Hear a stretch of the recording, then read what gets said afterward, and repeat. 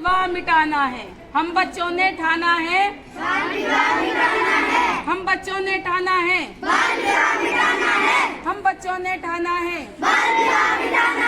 डरो मत बच्चों की शादी करो मत, डरो मत बच्चों की शादी करो मत। पढ़ना अधिकार है हमारा, पढ़ना अधिकार है हमारा।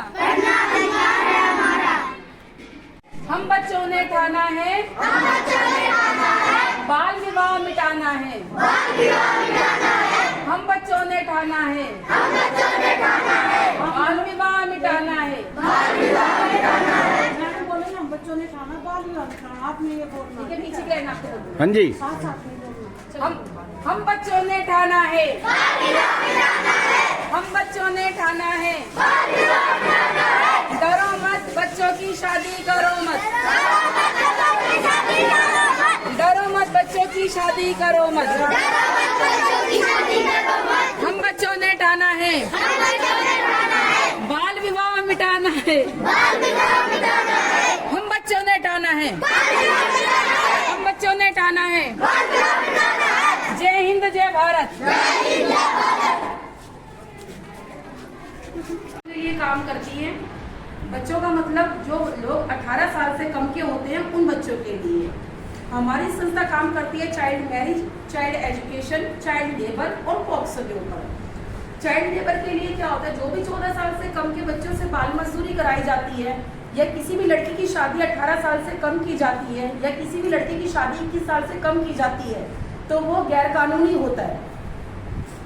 इसके लिए सरकार ने 1 लाख रुपए का सजा और 1 लाख रुपए की धनराशि का दंड और 2 साल की सजा का प्रावधान रखा हुआ है।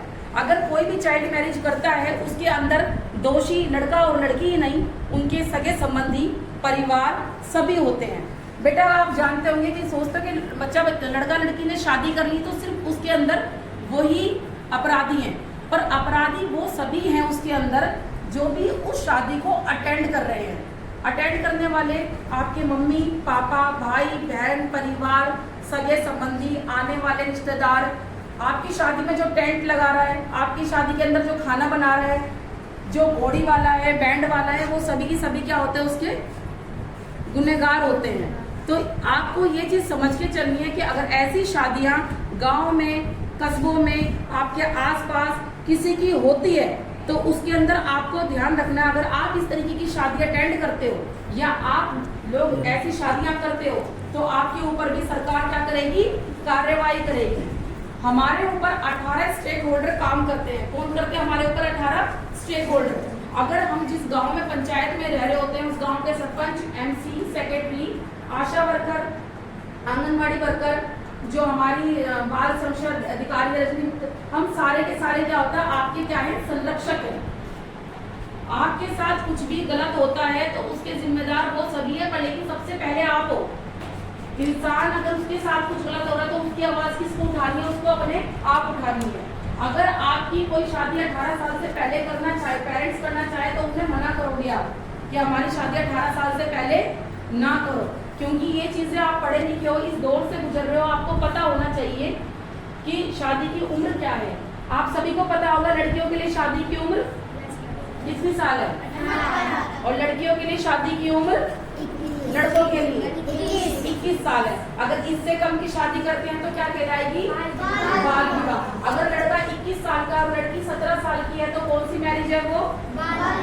क्यों है बाल विवाह? लड़का तो 21 साल का है, 17 साल की है। एक होता है बेटा चाइल्ड लेबर, जो लोग पढ़ते नहीं है, लिखते नहीं है, स्कूल छोड़ देते हैं, घर जाकर बैठ जाते हैं, ड्रॉप आउट हो जाते हैं। ऐसी कंडीशन पे क्या होता है, पेरेंट्स क्या सोचते हैं कि बच्चा घर में बैठा है, जब वो पढ़ ही नहीं रहा तो उसको क्या कर दिया जाए, किसी कारखाने में, कंपनी में, दुकान पे लगा दिया जाए। होता है ना ऐसा? आपने आस पड़ोस में देखा होगा, जो बच्चे पढ़ते नहीं है उनको ऐसे दुकानों पे, मंडियों में ऐसे लगा दिया जाता है। अगर 14 साल से कम के बच्चों से कोई मजदूरी करवाता है, वो बाल मजदूरी होती है, जिसका हर्जाना जो काम करवा रहा हो उसके ऊपर भी किया जाता है, वो भी अपराधी होता है। तो ड्रॉप आउट होते कौन सी कंडीशन पे हैं? जो बच्चे पढ़ते नहीं है, लिखते नहीं है, घर जाकर बैठ जाते हैं, तो ऐसे कंडीशन पे ही उनका बाल विवाह कर दिया जाता है। भाई 14-15 साल का बच्चा हो गया पढ़ नहीं रहा, लड़कियां घर में बैठी हैं, क्या करे, जिम्मेदारी बढ़ रही है तो इसका क्या कर दिया जाए, इसका विवाह कर दिया जाए। यही होता ना बेटा। पर लेकिन अगर आप स्कूल में पढ़ रहे होंगे, 6 साल का बच्चा पहली क्लास में आता है, 12वीं पढ़ के अगर वो निकलता है तो 18 साल का तो वो वैसे ही हो जाता है। हो जाती है ना लड़कियां 18 साल की। लड़कियां पढ़ते हैं, कोर्स करते हैं, लड़कियां भी कोर्स करती हैं, आगे जाती हैं, तैयारियां करती हैं पेपरों की, एग्जाम की, नौकरी की, कंपटीशन की। तो क्या होता है, 22-23 साल की हो जाती है। यही टाइम है आपको अपना भविष्य को सिक्योर करने का। समीरा रानी, GMS sports school, art teacher. मैं आपको पोक्सो एक्ट के बारे में बताऊंगी। आपको पहले भी बता चुकी हूँ कई बार पोक्सो एक्ट क्या है। ठीक है बेटा, बता ना आपको पोक्सो एक्ट क्या है। पोक्सो एक्ट इसके बारे में बताया ना आपको। Good touch, bad touch. Good touch और बैड टच क्या होते हैं, ये क्या है, good touch. Speak loudly. Good touch, बैठ जाओ बेटा।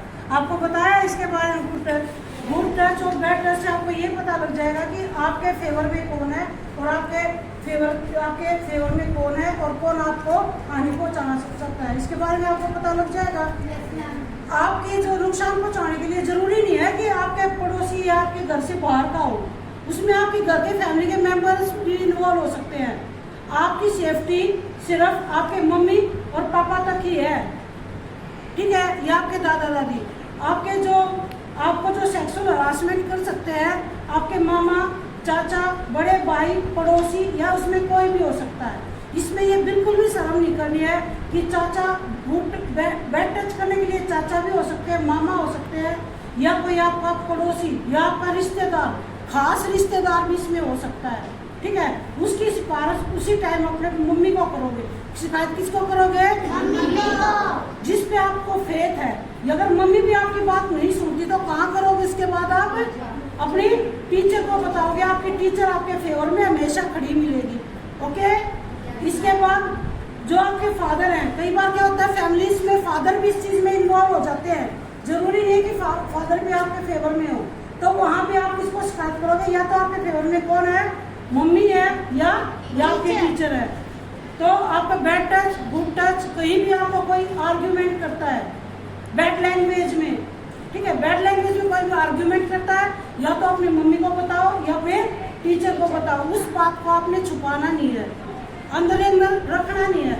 जो भी आपको अगर कमेंट करता है, गंदे कमेंट करता है, तो या टीचर को बताओ या अपनी मम्मी को बताओ। मम्मी भी नहीं सुनती है, कहीं बिजी है, और आपका टीचर ने भी कहीं बिजी है, नहीं सुनता, तो उस चीज की, उस टाइम की, जिस टाइम आपके साथ एब्यूजिंग की है या छेड़खानी की गई है, उसी टाइम 112 नंबर पे या 1098 पे कॉल करो, कहीं से फोन लेके उसकी पुलिस को बताओ। वहीं आपकी सेफ्टी के लिए 5 मिनट के अंदर आपके पास पुलिस भी आपके हेल्प के लिए पहुंच जाएगी। और ये जरूरी नहीं है बेटा कि आपकी के साथ छेड़खानी होती है या आपको कोई बोलता आप तभी करो। आपको ये एक्शन जब भी लेना है, आपके पास वाली लड़की जिसमें हिम्मत नहीं है, ठीक है, जिसके अंदर हिम्मत नहीं है फोन करने की, अपनी मम्मी को बताने की या अपनी टीचर को बताने की। जो बच्चे बता सकते हैं वो उसकी हेल्प के लिए भी उसके बारे में, मैम वो लड़की है उसके साथ ऐसा होता है, वो बता नहीं पा रही है, तो आप दूसरी बच्ची के बारे में ही बता सकते हो।